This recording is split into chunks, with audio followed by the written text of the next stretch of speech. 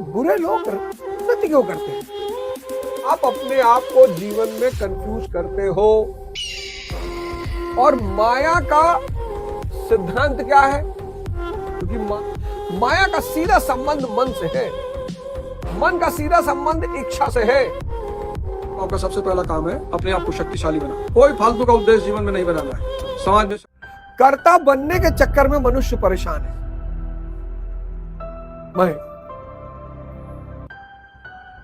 मैं है ही नहीं। जो चीज है ही नहीं उसमें ताकत कहां से होगी? मैं। फिर आप कहोगे एक चीज जो अक्सर लोगों को खाती है कि बुरे लोग उन्नति क्यों करते हैं? अरे भैया, बड़ा सरल सा सूत्र है, बहुत सरल सा। आप अपने आप को जीवन में कंफ्यूज करते हो। आपको माया चाहिए, धन,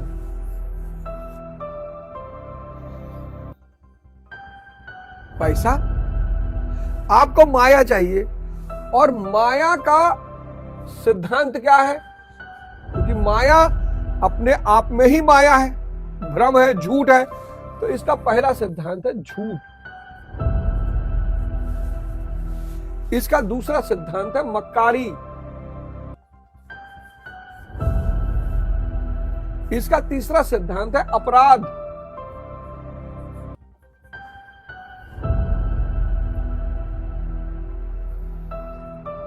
इसका चौथा सिद्धांत है हिंसा।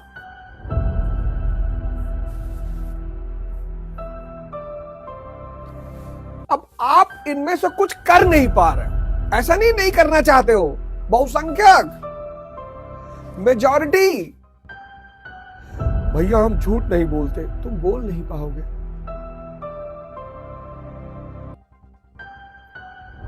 ये जो पूंजीपति है, नेता है, ब्यूरोक्रेट है, तुम क्या समझते हो? इनका सारा साम्राज्य सच्चाई पे खड़ा हुआ है। लेकिन इतना बढ़िया ये जो माया है, ये इसका पति कौन है? कैपिटलिस्ट, पूंजीपति।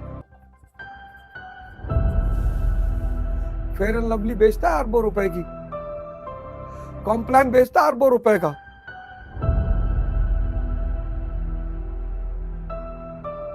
कहता ठंडा मतलब कोको कोला। ये फेयर एंड लवली बेचता है।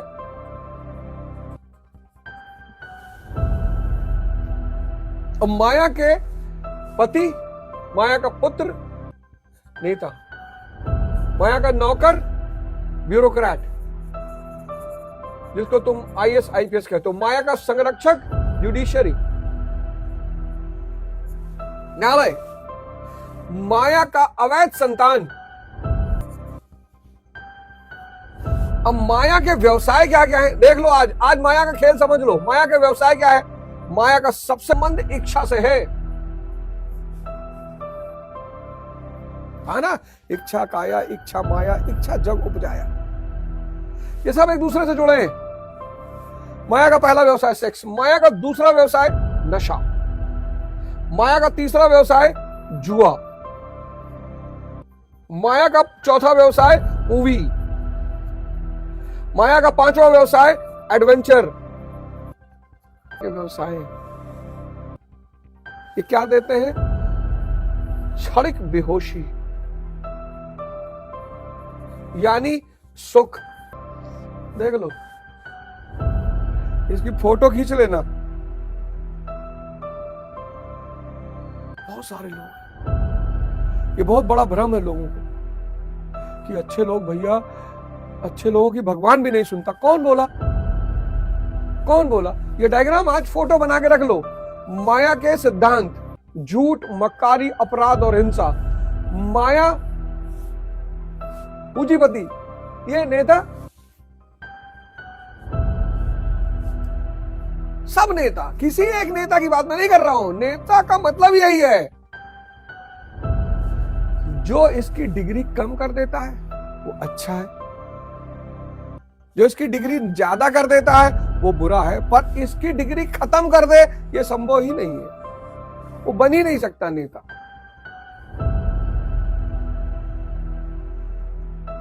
अरबों रुपया लोग कमा रहे हैं इन धंधों में, अरबों खरबों रुपया,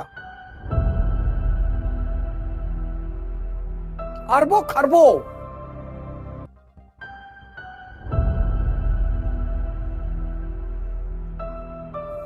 ये माया, ये जो समय चल रहा है वो आप पहला टारगेट बनाइए कि आपको आर्थिक स्थिरता लानी ही लानी है। 20 साल आपकी उम्र है, आपको पता है आपके पिताजी बहुत लंबा आपको नहीं पढ़ा सकते, आप कोई कोर्स कर लीजिए, स्किल सीख लीजिए, कुछ भी, मोबाइल बनाना सीख लीजिए, वाटर प्यूरिफायर बनाना। मेरे घर एक लड़का आया, वाटर प्यूरिफायर बनाया, आया तुरंत, अरे गुरुजी प्रणाम प्रणाम नमस्ते, क्या करते हो, कहा इसकी तैयारी कर रहे। मैंने कहा भाई बहुत शानदार। और अपना इलाका छोड़ दीजिए, वहाँ लोग कहेंगे यार देखो मिस्र के लड़का वाटर प्यूरिफायर बना था, औकात में आएंगे, समाज है ना, आपको बुरा लगेगा, हो सकता है आपके माँ बाप को बुरा लगे। तो भारत में इतने सारे शहर है, कहीं चले जाइए, चुपचाप एक कमरा लीजिए, काम करिए, कमाइए, पढ़िए बैठ के। साधना को अपनी आप मेन प्रायोरिटी बनाइए, मेन, कि मेरा जो मेन टारगेट होगा वो साधना हो। एवरी डे साधना को अपने जीवन का अनिवार्य अंग बना लो कि एक काम तो करना ही करना है, वो है साधना।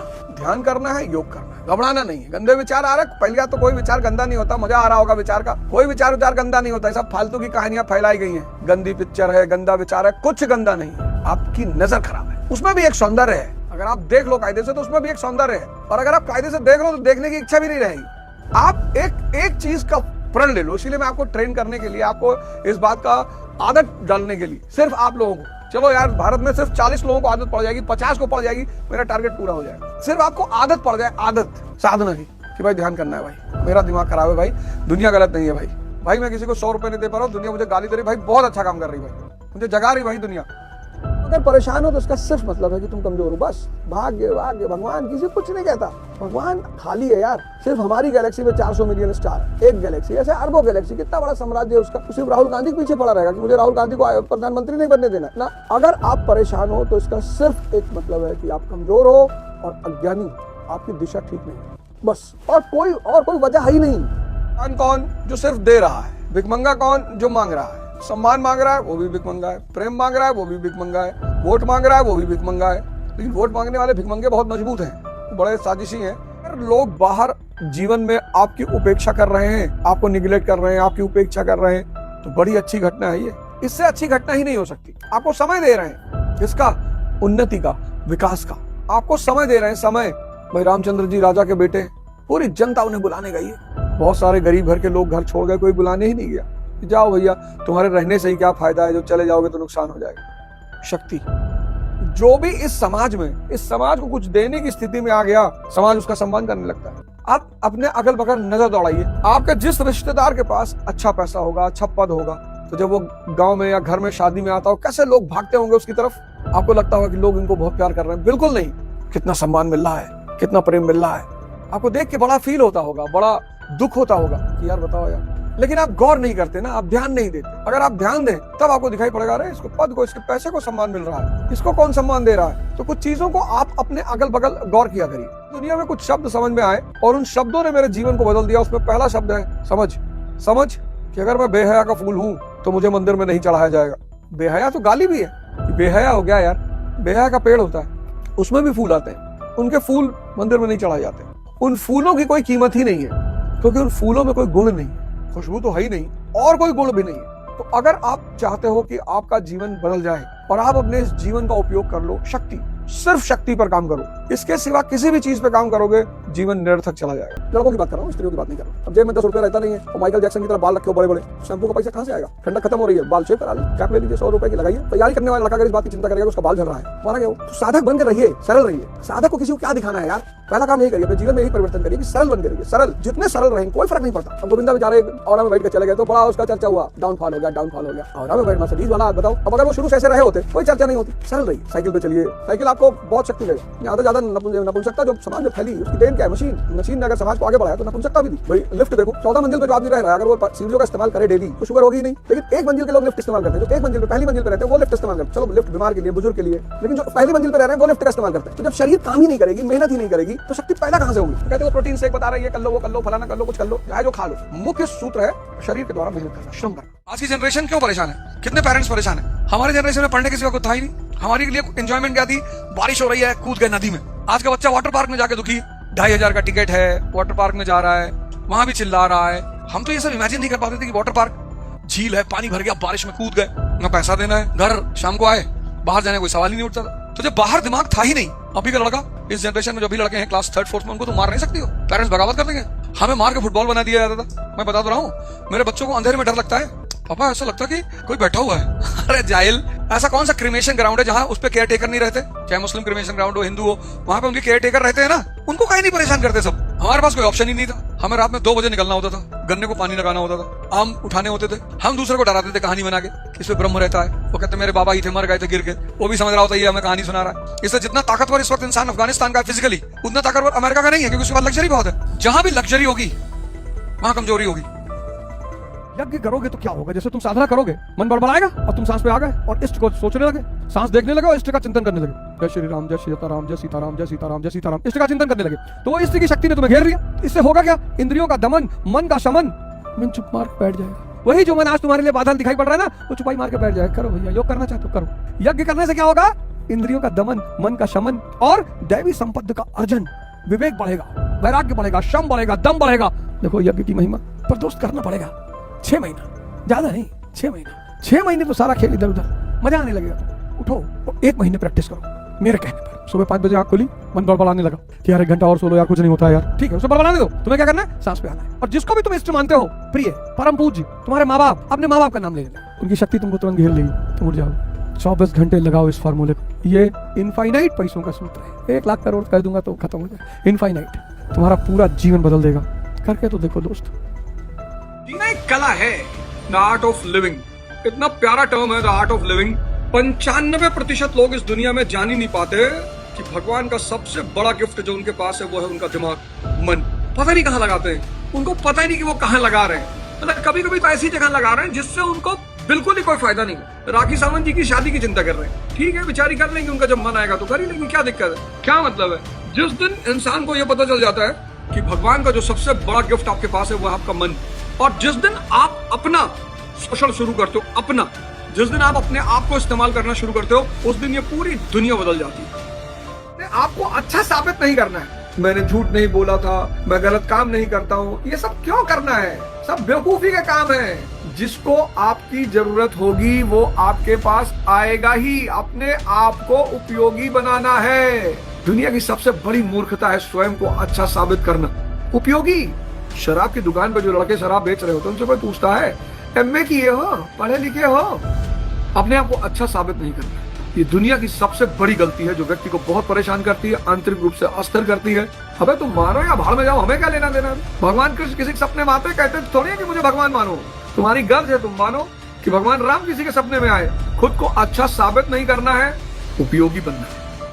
विवेक को मार देता है। आज आप देखो, डिप्रेशन की संख्या बढ़ गई, क्रोध करने की संख्या बढ़ गई। बताओ, कोई बेटा अपने बाप के टुकड़े टुकड़े कर सकता है सिर्फ इस बात पे कि पिताजी कह रहे नीट की तैयारी करो? अबे हमसे भी गए थे, हम गए 3-4 साल तैयारी की, उनको पता चल गया कि भैया एक तो 2-4 जन्म ना हुई, कहीं अभी ये कह लो। तुम्हारे पिता का मारे कौन जरूरत रहा? भाई तुम्हारे पिता अगर कह रहे थे नीट की तैयारी कर लो तो तुम चले आते कोटा, घूमते टहलते मौज करते। पिता को मारने की क्या जरूरत थी? 10-12 साल करते हो, पिताजी वैसे बुला लेते। लेकिन ये जानते हो किस चीज का परिणाम है? ये परिणाम है जो आज के युवाओं में डिप्रेशन की भावना बढ़ रही है। और डिप्रेशन बढ़ क्यों रहा है? विषय चिंतन बढ़ गया। ये गाड़ी ले आओ, ये घड़ी ले आओ। विषय चिंतन से आसक्ति बढ़ गई, आसक्ति से कामना बढ़ गई, इच्छा, और इच्छा जब पूरी नहीं होगी तो क्रोध पैदा हो जाएगा। नियम है ये। तभी तो गुरु भगवान कहते हैं इच्छा काया, इच्छा माया, इच्छा जब उपजाया। इच्छा से बचो, और छात्र जीवन में तो एकदम बचो। अब इच्छा पूरी नहीं, क्रोध पैदा होगा। क्रोध जैसे ही पैदा होगा वैसे अविवेक पैदा हो जाएगा, मूर्खता पैदा हो जाएगी। इस अविवेक से स्मृति भ्रम पैदा हो जाता है। एक गलती आप 10 बार करोगे और स्मृति भ्रम बुद्धि का नाश कर देता है। सोचो कितना प्यारा कनेक्शन है। विषय आसक्ति, इच्छा, क्रोध, अविवेक और बुद्धि विनाश। कर आप अपनी धोखेबाजियों की डींग मार सकते हैं। जीत में सब कुछ माफ है, हार की लज्जा तो पी जाने की वस्तु है। IAS दिए नहीं बन पाए, नीट दिए नहीं बन पाए, IIT दिए नहीं बन पाए, तब दुनिया के ताने सुनने पड़ेंगे, कोई रास्ता है नहीं। हार की लज्जा तो पी जाने की वस्तु है। जीत कर आप अपनी धोखेबाजियों की डींग मार सकते हैं। ऐसे पढ़ता था, 17 घंटा पढ़ता था, सर नीचे करके पढ़ता था, 6-6 महीने कमरे से बाहर ही नहीं निकलता था। जीत कर तुम कुछ भी कहानी सुनाओ, पंखे की एक ब्लेड पकड़ के लटक के पढ़ता था। तुम दुनिया में जीत कर कोई भी कहानी सुनाओ, लोग मजे से सुनेंगे, विरोध भी नहीं करेंगे। लेकिन अगर तुम हार गए हो तो हार की लज्जा तो पी जाने की वस्तु। इसलिए हार जाने पर मौन, शांत, सन्यासी, कुछ नहीं बोलना किसी को। क्योंकि तुमने मेहनत की है तो तुम दुनिया को बताना चाहते हो कि भैया मैं भी पढ़ा हूं, भैया मैंने भी मेहनत की है, भैया ये तो झूठ बोल रहा है 6 महीना बाहर से, मैं तो वास्तविकता में 6 महीने से घर से बाहर नहीं निकला। क्योंकि हारने वाले व्यक्ति की सारी तपस्या को शून्य में बदल दिया जाता है, इसलिए उसे कष्ट बहुत होता है। लेकिन अगर वो इस मनोविज्ञान को समझ जाए, भिखमंगे जो होते हैं, भिखमंगे, उनका बड़ा प्यारा लक्षण है। मांगते हैं। भिखमंगा मतलब मांगना। तो जब भी तुम कुछ मांगते हो, सम्मान मांगते हो, प्रेम मांगते हो, कुछ भी, तो तुम भिखमंगे हो जाते हो। जैसे तुम व्यवहार करते हो, वो जो सड़क पे भिखमंगा पीछे हट, इधर जा, ऐसे दुनिया तुम्हारे साथ व्यवहार करती है। अगर तुम कुछ भी संसार, तो जैसे ही तुम कुछ मांगते हो तुम भिखमंगे हो जाते हो, और तुम भिखमंगे हुए तो सामने वाला तुम्हारे साथ वैसे ही बिहेव करेगा जैसे तुम सड़क पे खड़े भिखमंगों के साथ करते हो, और फिर तुम्हें दुख होगा।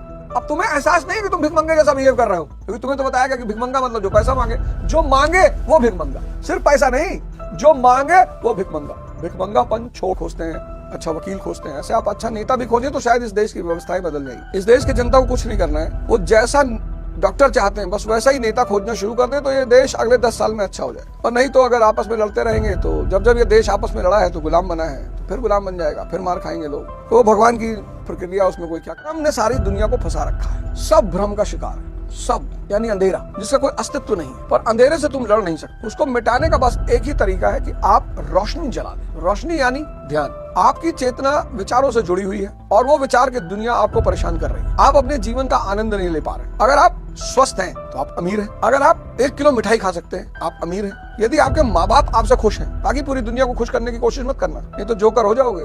जो भी पूरी दुनिया को खुश करने की कोशिश करेगा वो जोकर हो जाएगा। तक किसी की बात आपके जीवन को सीधे तौर पर प्रभावित नहीं करती, मत परेशान होइए। यार इतने गाने बने, कुछ तो लोग कहेंगे, लोगों का काम है कहना। तो ये कहानियों ने मेरा बड़ा जीवन बदला, मुझे बड़ा मजा आया कहानियां पढ़ के। एक बाप बेटे घोड़े बैठे जा रहे थे तो लोगों ने कहा देखो कितने बदतमीज है, दो मुस्टंडे घोड़े बैठे, बेचारा गरीब जानवर। बाप उतर गया तो कुछ दूर गए तो लोगों ने कहा ये देखो नौजवान का कमीनापन, बूढ़ा बाप पैदल चल रहा है और ये नौजवान घोड़े बैठा, तो बाप बैठ गया, बेटा उतर गया। फिर लोगों ने कहा कि इतना जालिम बाप है यार, बताओ बच्चे को पैदल चला रहा है। फिर दोनों उतर गए। फिर लोगों ने कहा कि यार बताओ कितने मूर्ख है बे, घोड़ा रखे पैदल चल रहे हैं। इन्हीं सबको व्यक्तित्व क्या है? व्यक्तित्व का मतलब होता है कि आपकी समझदारी, आपका निर्णय लेने का क्षमता, ये सब बहुत शानदार है, ये सब बहुत शानदार है। गोल का चयन कैसे करते हैं? बहुत सारे युवा क्या करते हैं, जो गोल का चयन करते हैं वो 4 तरह से करते हैं। पहला, परिवार का दबाव कि पापा की बड़ी इच्छा है कि आईएएस बन जाओ। अब पापा की इच्छा तुम्हें मोटिवेट थोड़ी करेगी। समाज की धारा कि गांव में 25 लड़के हैं, 20 गए आईएएस की तैयारी करने, तो बाकी 5 भी जाएंगे। तीसरा, personal fantasy. Personal fantasy, picture देख ली सिंघम, अब लगा कि भैया आईपीएस ही बनना है। लेकिन ये तीनों आधार पे अगर आपने अपने गोल का चयन किया तो आप मारे जाएंगे, आपका कभी सिलेक्शन नहीं होगी। क्योंकि पापा की इच्छा पे अगर आप तैयारी करने गए हैं तो पापा की इच्छा आपको मोटिवेट नहीं कर पाएगी, समाज की धारा आपको मोटिवेट नहीं कर पाएगी, फैंटेसी आपको मोटिवेट नहीं कर पाएगी। और जीतने के लिए मोटिवेशन चाहिए। तो मोटिवेशन का सबसे प्यारा रास्ता है इंटरेस्ट। की अगर बात तुमसे की जाए तो तुम तो कहोगे नेहरू जी, अरे भैया उनका एडविना से अफेयर था, तुम्हारा तो तुम्हारी नौकरानी से भी नहीं हुआ। तो वाइसरॉय की पत्नी से अफेयर है। पंचशील सिद्धांत जानते हो? नहीं भैया। नॉन अलाइन मूवमेंट जानते हो? नहीं नहीं, ये तो नहीं जानते भैया। तब काहे नेहरू पे कमेंट कर रहे हो? कमेंट कर रहे हैं नेहरू पे, और इनको कुछ बोल दो। ठीक है भैया, बोलोगे गाली दे। एक नई चीज पकड़ ले, गाली देने से। गाली दे रहे हो तो डीके हो तो दो पे गाली, क्या फर्क पड़ता है भाई? अर्जुन ने अभिमन्यु की माँ को चक्रव्यूह का सिद्धांत बताया जब पेट में था अभिमन्यु, तो वो चक्रव्यूह का सिद्धांत जानकर पैदा हुआ। तुम्हारे बाप ने तुम्हारी अम्मा को गाली देता हो रहा होगा तो तुम पेट में थे, वही सीखे। तुम्हारी गलती नहीं है दोस्त। तुम्हारे पिता अगर अर्जुन होते तो तुम भी चक्रव्यूह भेदना का सिद्धांत जानते। बात आप अपने दुश्मन को नहीं बताना चाहते, वो आप अपने दोस्त को कभी मत बताइए, क्योंकि पता नहीं कब आपका दोस्त आपका दुश्मन बन गया। अमर सिंह, मुलायम सिंह यादव, इतनी गाढ़ी दोस्ती थी, किसी को लगता था कि दोनों लोग कभी दुश्मन बनेंगे एक दूसरे के। शूद्र की अवस्था में पैदा होते हैं हम सब। आलस्य, निद्रा, प्रमाद, सेवा करनी पड़ेगी, अहंकार घटेगा, सात्विकता बढ़ेगी, तामस कम होगा, वैश्य हो जाएंगे। इस इंद्रिय संयम की रक्षा करनी पड़ेगी, पॉजिटिविटी की रक्षा करनी पड़ेगी। फिर सात्विकता का बाहुल्य हो जाएगा, रजस बचेगा, फिर रजस पूरी तरह खत्म, सिर्फ सात्विकता बचेगी, आप ब्राह्मण हो जाओगे। आप सम्मान चाहते हो ना? सम्मान चाहते हो तो शक्ति पैदा करो, सिर्फ टाइटल लिखने से कुछ नहीं होगा। मैं तो मानता हूँ कि इस देश में बस एक काम हो जाए, मजा आ जाए। इस देश की एजुकेशन सिस्टम अप्लाइड हो जाए बस। आप कहते हो विश्व गुरु बनेंगे, कैसे? नहीं, विश्व गुरु बनेंगे। हाँ तो हमें बताओ कैसे बनेंगे। ये देखो विश्व गुरु बना, ये विश्व गुरु ऐसे बना जाता है। वो यूनाइटेड स्टेट्स ऑफ अमेरिका, इन चीजों के बल पे विश्व गुरु बना जाता है। वो चाइना विश्व गुरु है, वो जापान विश्व गुरु है। पूरी दुनिया में टोयोटा की गाड़ियों की मांग है, हो गए विश्व गुरु। जिस दिन आपकी मांग हो गई पूरी दुनिया में, आप विश्व गुरु हो गए। इनसे पूछो हिंदुस्तानियों से कैसे बनोगे? नहीं बनेंगे हम लोग, अभी एज इट इज कुछ सोचा नहीं है, अलग टेंजेंट पे जीते हो और नाराज तुरंत हो जाते हैं। ये ऐसे विश्व गुरु बनाया था, ऐसे सोचो। ये जो शीघ्र पतन की बीमारी वो क्या है? अशांत मन, और कोई बीमारी नहीं, और कोई बीमारी ही नहीं है। ये जो शीघ्र पतन की बीमारी है ये क्या है? अशांत मन। ये जो इरेक्टाइल डिस्फंक्शन है ये क्या है? अशांत मन। अशांत मन निगेटिव वाला वो इरेक्टाइल डिस्फंक्शन है, और शीघ्र पतन क्या है? अशांत मन। 5 लाख बेचारे 1 सेकंड में चल रहे हैं, धैर्य अगर पैदा हो जाए, शांति अंदर पैदा हो जाए, तो आप सोचो उस पुरुष की आंतरिक ताकत कितनी बढ़ जाएगी। और धैर्य ध्यान से ही पैदा हो। और योग में क्या है कि योग में सांस की और शरीर दोनों की क्रिया है, दो चीजों को मिलाना है, शारीरिक गतिविधि और सांस दोनों को मिलाना है, वो योग मतलब जोड़ना। तो वहां धैर्य और बल दोनों पैदा हो जाए। आप इमेजिन करो कि आप सुख की तलाश में हो, हम सब हैं, और एक तरफ आनंद है, सच्चित आनंद। ये अस्थाई है, ये स्थाई है, एक बार मिल गया फिर खत्म होने की कोई संभावना नहीं। इसका प्रमुख सोर्स है सेक्स, फिर नशा, फिर जुआ, फिर एडवेंचर, और ये एक बार ये स्वरूप है, इसका कोई सोर्स नहीं है। आनंद एक स्थिति है, और एक बार आप स्थिति में आ गए तो दुनिया के जितने रचनात्मक कार्य आप वो सब करेंगे, जबरदस्ती का कोई सवाल ही नहीं। तो मोक्ष यानी इस प्रक्रिया से मुक्ति। शाम को नशा किया, सुबह उतर गया, शरीर भी जा रही है, धन भी जा रहा है, प्रतिष्ठा भी जा रही है, दर्द भी मिल रहा है। कितने लोग हैं जिनको डॉक्टर ने कह दिया कि भैया बस तुम खत्म, लीवर बैठने वाला है तुम्हारा, लेकिन लोग फिर भी नहीं मान रहे हैं। अगर आपने सुख की आकांक्षा की, कोई गलत नहीं किया, कोई बुरा नहीं किया, आपने इसमें से कुछ भी किया, कुछ भी बुरा नहीं किया, तभी तो कहते हैं अल्लाह रहीम है, परमात्मा सबको माफ कर देने वाला है। इसीलिए माफ करता है वो, क्योंकि आपने अज्ञानता में किया। और जब बड़ा मिलना हो तो छोटे का त्याग कर ही देना चाहिए। जब 24 घंटा ये सुख की जो झलक मिल रही है, अगर ये 24 घंटा की स्थिति बन जाए, तो कौन इस अस्थायी कष्ट को वहन करेगा जिसमें चारों तरफ नुकसान ही नुकसान है। इस पे जो जिया वो बिल्कुल बुरा नहीं है। हम सब इस रास्ते से गुजरे, हम सब। कौन है जो इन रास्तों से नहीं गुजरा है? हम सब। क्योंकि सुख क्या है? ईश्वर का स्वाद है। कौन नहीं पागल होगा उस स्वाद को पाने के लिए?